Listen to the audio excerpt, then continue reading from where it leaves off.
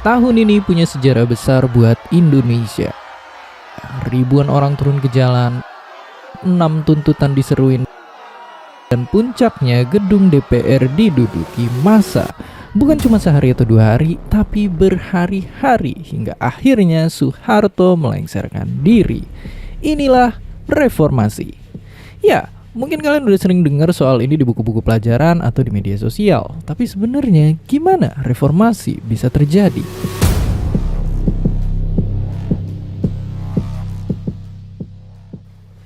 Semua berawal dari 2 kata, Orde Baru. Ya, ngomongin Orde Baru itu rumit banget. Yang jelas, Orba tuh bermula ketika sebuah surat sakti bikin Jenderal TNI ini akhirnya jadi bisa ngambil alih semua kekuasaan presiden. Pak Harto waktu itu ngebangun pemerintahan impiannya yang super terpusat dan militer jadi pemeran utamanya. Dan ya, mereka gak cuma ngejagain keamanan negara tapi juga duduk di berbagai kursi pemerintah. Jadi gubernur, wali kota, bahkan megang perusahaan negara. Salah satunya bapak satu ini yang diangkat jadi direktur BUMN pas masih jadi perwira tinggi TNI. Apalagi selain hal-hal tadi, catatan Orba juga dipenuhi noda-noda hitam lain. Penghilangan orang, pembungkaman media, sampai penembakan misterius mereka-mereka yang dianggap preman. Semua ini bikin banyak orang resah dan berujung ke pertanyaan kita di awal tadi, yakni kelahiran reformasi. Gimana sebenarnya peristiwanya? Jadi saat itu setelah orang-orang makin resah, yang bikin makin parahnya tahun segini Indonesia kena getah krisis ekonomi di Asia yang bikin harga-harga melambung tinggi. Timbul unjuk rasa di mana-mana. Banyak yang berakhir bentrok sama aparat, tapi yang lebih ngeri sampai ada nyawa mahasiswa yang melayang. Tapi waktu itu bukannya takut, orang-orang justru tambah marah. Terus yang bikin kondisi makin kacau, di antara warga ada bibit permusuhan yang berujung jadi kerusuhan. Toko dan perusahaan dihancurin massa, terutama yang punya orang-orang keturunan Tiongkok. Dan iya, di ujung semua kekacauan inilah unjuk rasa memuncak dan akhirnya Soeharto jatuh bersama Orde Baru. Berakhirnya Orde Baru ngebuka panggung reformasi di Indonesia. Disinilah Indonesia nyoba menyusun ulang demokrasi satu persatu. Media massa akhirnya berhenti dikekang penguasa, hak asasi manusia makin dilindungin, dan ABRI yang dipecah jadi TNI dan Polri nggak lagi bisa seenaknya ngisi kursi-kursi pejabat. Ini juga jadi upaya pemenuhan salah satu tuntutan reformasi tadi. Soalnya ABRI yang jadi pejabat punya kekuasaan yang rentan buat disalahgunain. Dan akhir-akhir ini bayang-bayang dui fungsi ABRI kembali datang menghantui. Padahal ada ahli yang bilang kalau dui fungsi ABRI mungkin aja bikin militer jadi nggak fokus ngelindungin dan ngejaga ketertiban masyarakat. Selain itu juga bisa nimbulin konflik kepentingan dalam ngambil keputusan. Bahkan ahli lain bilang kalau militer yang terlibat di urusan sipil bikin mereka rentan ngelakuin kekerasan terhadap masyarakat umum. Sekarang, ayo berkaca lagi sama kondisi kita hari ini. Reformasi mungkin jadi bukti nyata kalau perubahan bukan hadiah dari penguasa, tapi sesuatu yang harus diperjuangin. Tapi mungkin ini waktunya kita bertanya, apakah tuntutan reformasi udah tercapai? Apakah korupsi, kolusi, dan nepotisme udah tuntas? Apakah pemerintah udah tunduk hukum dan bukan sebaliknya? Dan apakah dui fungsi militer nggak akan kembali lagi? Indonesia termasuk negara yang terdampak paling parah dalam krisis moneter Asia 1997. Nilai tukar mata uang rupiah anjlok drastis terhadap dolar Amerika Serikat dari sekitar Rp2.500 per USD sebelum krisis, merosot tajam hingga sempat menyentuh Rp16.000 per USD pada awal tahun 1998. Menurunnya nilai rupiah yang sangat dalam itu segera menyebabkan efek berantai terhadap perekonomian nasional. Harga-harga barang impor dan bahan baku industri melambung. Banyak perusahaan tidak mampu membayar utang luar negerinya dan sektor perbankan goyah. Pada akhir 1997, pemerintah telah mencoba menangani krisis dengan menutup 16 bank bermasalah untuk memulihkan kepercayaan terhadap sektor perbankan. Namun demikian, langkah ini justru memicu kepanikan di masyarakat. Banyak orang menarik simpanan mereka dan kepercayaan publik terhadap Bank Nasional semakin runtuh. Situasi ini kemudian memburuk pada akhir 1997 hingga awal 1998. Kala itu, persediaan bahan pokok mulai menipis, sehingga harga beras, minyak goreng, gula, dan kebutuhan pokok lainnya naik tidak terkendali. Lalu, isu kelangkaan pangan menimbulkan kepanikan. Pada Januari 1998, warga menyerbu pasar swalayan dan toko-toko untuk memborong sembako karena takut harga akan semakin mahal atau barang hilang dari peredaran. Dan dalam sekejap, rak-rak toko menjadi kosong dan panik buying terjadi di mana-mana. Pada gilirannya, krisis ekonomi ini menyebabkan lonjakan angka pengangguran. Banyak perusahaan swasta gulung tikar atau melakukan PHK massal karena tidak sanggup beroperasi di tengah beban utang dan biaya produksi yang melonjak.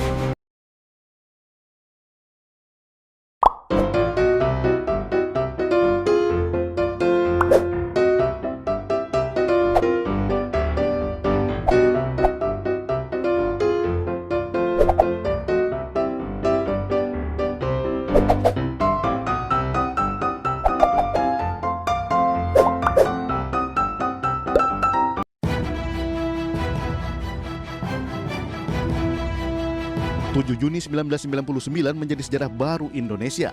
Pemerintah berhasil menggelar pemilu pertama pasca rezim Orde Baru di bawah kepemimpinan Presiden B.J. Habibie. Pemilu 1999 dianggap sebagai salah satu pesta demokrasi yang paling meriah. Keran demokrasi terbuka lebar. Jadi pemilu 99 itu sudah merupakan pemilu yang terbuka, pemilu yang dinilai pemilu yang demokratis dibandingkan masa-masa sebelumnya. Jadi kita sudah maju. Pada pemilu 1999, pemerintah sudah membentuk Komisi Pemilihan Umum Republik Indonesia. Dibentuk dengan Kepres nomor 16 tahun 1999 yang beranggotakan 53 orang dari unsur pemerintah dan partai politik. Lembaga negara inilah yang menjadi penyelenggara pemilihan umum di Indonesia. Penyelenggara pemilu adalah Komisi Pemilihan Umum yang bersifat nasional, tetap dan mandiri. Jadi ini rangkaian ya setelah reformasi, rangkaian perubahan konstitusi, kemudian perubahan undang-undangnya, dan kemudian ada perubahan penyelenggaraannya. Jadi baik itu penyelenggaranya maupun peraturan penyelenggaraannya.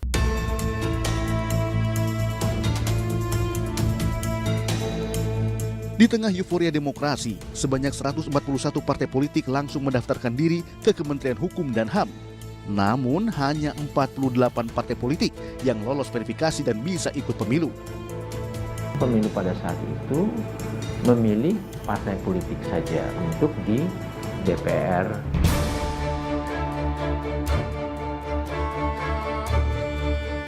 Pemilu 1999 menggunakan sistem perwakilan berimbang. Pada pemilu ini, PDI Perjuangan keluar menjadi pemenang dengan meraih 33,73% suara atau 153 kursi. Namun sayang, Ketua Umum PDIP Megawati gagal menjadi presiden karena tidak mendapat dukungan dari elit partai berbasis Islam di MPR. Sementara Amin Rais berhasil menjabat sebagai Ketua MPR dan Akbar Tanjung sebagai Ketua DPR periode 1999-2004. Karena waktu itu PDIP menginginkan Megawati yang jadi presiden karena merasa sudah menang 30%. Tapi kalau dalam konstitusi kita 50% plus 1 untuk bisa menang. Tapi waktu itu masih dipilih oleh MPR di tahun 99. Nah, kelihatannya memang kekuatan-kekuatan kelompok Islam itu lebih kuat ya pada saat itu ya, lebih mahir bermain politiknya juga pada saat itu. Hingga akhirnya Abdurrahman Wahid alias Gus Dur lah yang menjadi Presiden Republik Indonesia keempat dan Megawati menjadi wakilnya. Pemilu berikutnya dilaksanakan pada tahun 2004. Pemilu ini menjadi tonggak demokrasi Indonesia karena rakyat memilih langsung anggota DPR dan pasangan presiden wakil presiden, tidak seperti pemilu sebelumnya. Sesuai amanat konstitusi Undang-Undang Dasar 1945 yang sudah diamandemen, Sejak pemilu ini, masa jabatan presiden dan wakil presiden maksimal hanya 2 periode atau 2 kali 5 tahun. Pertama kali negara Republik Indonesia punya sejarah politik pemilihan presiden secara langsung itu 2004. Pertama kali di Republik Indonesia suksesi pemerintahannya itu tanpa kekerasan. Kenapa? Karena melalui pemilu. Pemilu tahun 2004 diselenggarakan dalam 3 rangkaian. Pertama pada 5 April 2004 untuk memilih 550 anggota DPR, 128 anggota DPD, serta anggota DPRD provinsi maupun DPRD kabupaten atau kota se-Indonesia untuk periode 2004 hingga 2009. Sementara untuk pemilihan presiden dan wakilnya menggunakan 2 putaran. Putaran pertama 5 Juli 2004 yang diikuti pasangan kandidat Wiranto Salahuddin Wahid, Megawati Soekarno Putri Hasyim Muzadi, Amin Rais Siswono Yudhohusodo, Susilo Bambang Yudhoyono Yusuf Kala, dan Hamzah Has Agung Gumilar. Pada putaran ini dimenangkan oleh pasangan Megawati Soekarno Putri Hasyim Muzadi dan pasangan Susilo Bambang Yudhoyono Yusuf Kala. Kedua pemenang Capres dan Cawapres di putaran pertama secara otomatis menjadi peserta Capres dan Cawapres putaran kedua yang diselenggarakan pada 20 September 2004, yang akhirnya dimenangkan pasangan Susilo Bambang Yudhoyono Yusuf Kala yang memperoleh 60,62% suara. Pemilihan umum, baik itu berupa pemilihan umum legislatif dan pemilihan umum presiden secara langsung, kembali digelar bangsa Indonesia pada tahun 2009. Dalam pemilu 2009, pemerintah menggunakan sistem proporsional dan menetapkan aturan ambang batas parlemen atau parliamentary threshold. Jadi di dalam kita membicarakan sistem proporsional, itu ada 2 hal besar sebetulnya. Pertama, bagaimana kursi itu dihitung, dan kemudian bagaimana anggota dewan itu dinyatakan terpilih untuk mengisi kursi yang didapat atau dimenangkan partai politiknya. Aturan ambang batas parlemen atau parliamentary threshold menyebut partai politik beserta pemilu harus memenuhi ambang batas perolehan suara sekurang-kurangnya 2,5% dari jumlah suara sah secara nasional untuk diikutkan dalam penentuan perolehan kursi DPR. Semua partai politik yang mendapatkan kursi di DPR boleh mengajukan calon presiden. Nah, waktu itu cuma 2,5%. Makanya jumlah partai-partai politik punya kesempatan untuk mengusung yang namanya calon presidennya.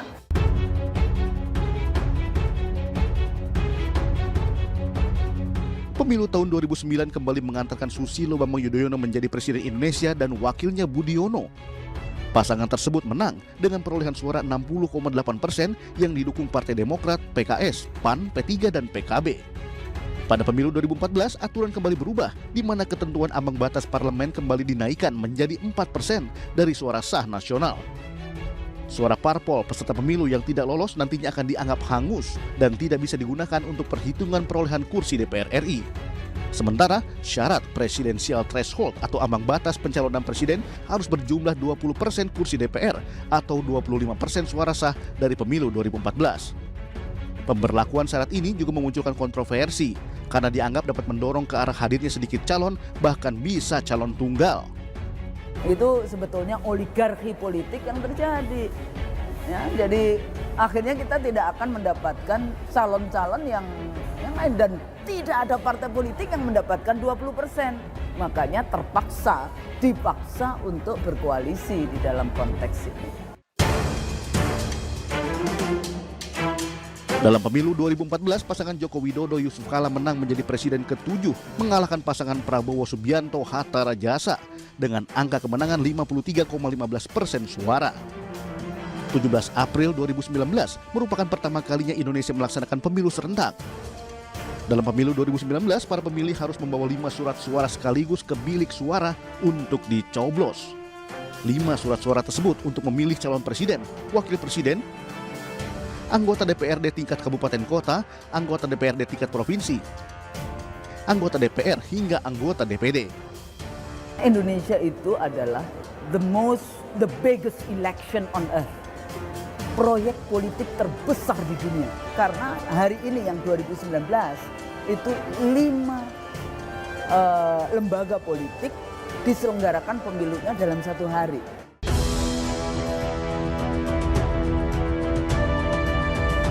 Pada pemilihan presiden 2019, pasangan Joko Widodo Ma'ruf Amin terpilih sebagai presiden dan wakil presiden.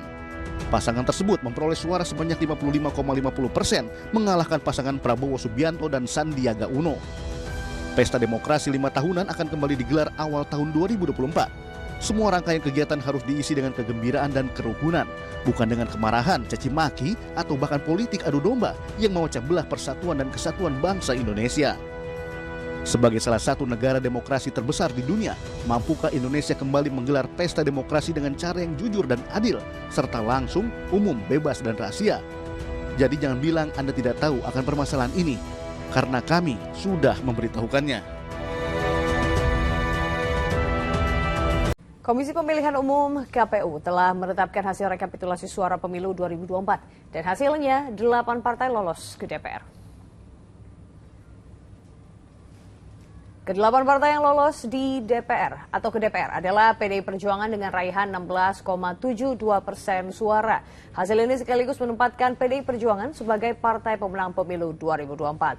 Partai yang lolos ke DPR selanjutnya adalah Golkar dengan 15,29%, lalu ada Gerindra dengan 13,22%, PKB dengan 10,62%, Nasdem dengan 9,66% dan PKS dengan 8,42%, juga Demokrat dengan 7,43% dan PAN dengan 7,24% suara. Berdasarkan hasil pemilu 2024, saudara, sebanyak 10 partai politik tidak lolos ke DPR. Ke-10 partai gagal lolos ke DPR karena memiliki suara di bawah ambang batas parlemen sebesar 4%. Ke-10 partai yang gagal lolos ke DPR adalah P3 dengan raihan 3,87% suara, lalu PSI dengan 2,80%, Perindo dengan 1,29%, Gelora 0,84%, Hanura 0,72%. Kemudian ada juga Partai Buruh, saudara, dengan raihan suara 0,64%, Partai Umat 0,42%, PBB dengan raihan 0,32%, Partai Garuda 0,27%, dan PKN 0,21% suara.